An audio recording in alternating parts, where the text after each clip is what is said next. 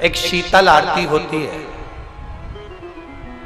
मेरी जीजियों बड़े सावधानी से सुनिएगा, एक शीतल आरती होती है। कभी अगर तुम्हारे जीवन में अगर कभी तुमको ऐसा लगे कि रोग बड़ा भारी हो चुका है और बहुत भारी रोग मुझे घेरता जा रहा है, या डॉक्टर को दिखाने जा रहे हो और तुम्हें ऐसा लग रहा है कि डॉक्टर कोई बड़ी बीमारी बताएगा, तो उस समय पर शीतल आरती का प्रयोग करें। एक पुष्प हाथ की हथेली में रख लीजिए, एक पुष्प हाथ की हथेली में रख लीजिए, और यहां तक शास्त्र कहता है अगर हो सके तो आंकड़े का अगर पुष्प मिल जाए, तुम्हारे यहाँ क्या बोलते हैं उसको, मंदार का फूल, आंकड़े का फूल, अकौए का फूल, जो शंकर भगवान पे चढ़ता है, छोटा सा होता है, घुंघरू जैसा होता है वो, उसको तुम्हारे यहाँ क्या बोलते हैं हरियाणा में? आंख का ही पुष्प बोलते हैं। आंख का पुष्प मिल जाए तो ज्यादा अच्छा है। अब उसमें चाहे सफेद हो, चाहे नीला हो, चाहे गुलाबी हो, जैसा भी हो, हाथ में रखने के बाद हाथ में एक लोटा जल, भगवान शंकर के शिवालय में जब आप प्रवेश करें और प्रवेश करते समय भगवान के सम्मुख में, जब भगवान शंकर के साक्षी में जब पहुंचे, आपके सामने पूजन में कोई भी सामग्री नहीं है, आपके पास में न दिया है, न बाती है, न गर्भवती है, न चंदन है, न कपूर है, न कोई सामग्री है, केवल एक आंख का पुष्प और एक लोटा जल आपके पास में है। शिवालय में पहुंचकर शीतल आरती का प्रयोग करो। 11 बार भगवान शंकर के 11 रुद्रों का स्मरण कर कर जब 11 बार शंकर के शिवलिंग के ऊपर से नीचे तक वो कलश को जब घुमाया जाता है, और घुमाने के बाद वो आग का जो पुष्प है वो अशोक सुंदरी वाली जगह पर समर्पित कर कर भगवान शंकर को जो जल चढ़ाया जाता है, जो जल समर्पित किया जाता है, डॉक्टर भले तुमसे कह रहा हो कि तुम्हें बड़ी बीमारी के चांस हैं, आप जाकर एक बार चेक कराना, तुम्हें वो बड़ी बीमारी निकलेगी ही नहीं, उस रोग से तुम मुक्त हो। इसको शीतल आरती का प्रयोग किया गया। ये शीतल आरती, इसको शीतल आरती कहा। शिव की प्राप्ति का, एक रोग से मुक्त होने का। अब आपसे कोई कहे कि ये शीतल आरती का प्रयोग सबसे पहले किसने करा, तो आपको ध्यान लगाना है इस प्रयोग को। सोमनाथ जी की कथा का स्मरण करिएगा, सोमेश्वर की कथा का स्मरण करिएगा।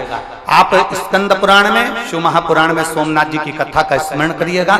चंद्रदेव को काया का रोग हो गया, रोग इतना भारी था, चंद्र समझ नहीं पा रहे थे मैं करूं क्या। जब देव ऋषि नारद के पास पहुंच गए, नारद जी ने कहा एक पार्थिव शिवलिंग का निर्माण करो, बालू के शिवलिंग का निर्माण करो, और समुद्र का ही जल भगवान शंकर को उनके आनंद से आरती कर कर उनको चढ़ाने का प्रयास करो।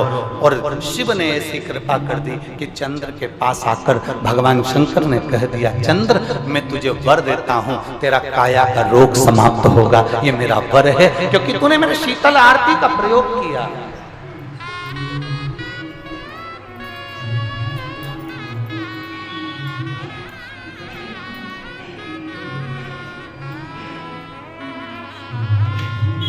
मेरी जीजियों, 2 चीजें बड़ा स्मरण में रखिएगा। एक, बैसाख महीने में मट्टी के पात्र का जल, अभी क्या चल रहा है, फागुन। अभी क्या चल रहा है, फागुन। जब बैसाख का महीना आए ना,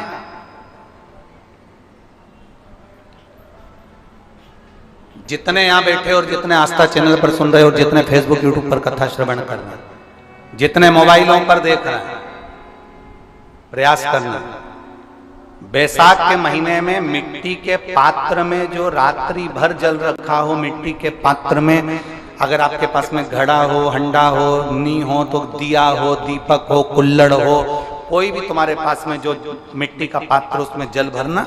वो जल बैसाख के महीने की किसी भी सोमवार के दिन, किसी भी सोमवार के दिन, बैसाख महीने या किसी प्रदोष के दिन, या बैसाख महीने के शिवरात्रि के दिन, वो मिट्टी के पात्र का जल अपने घर के प्रत्येक व्यक्ति का स्पर्श कराकर उस मिट्टी के पात्र के जल को तांबे के पात्र में डाल लीजिए और घर के प्रत्येक व्यक्ति का स्पर्श करा लीजिए और शंकर भगवान पर कुंडकेश्वर महादेव के नाम से समर्पित करिए। कुंदकेश्वर महादेव। कभी जीवन में पीछे पलट कर देखने की जरूरत नहीं पड़ेगी, आप उन्नति की सीढ़ी की ओर बढ़ते चले जाओ। बैसाख महीने में मट्टी के पात्र का जल भगवान शंकर को समर्पित होना चाहिए। उसका सुख हमारे जीवन को एक आनंद फल प्रदान।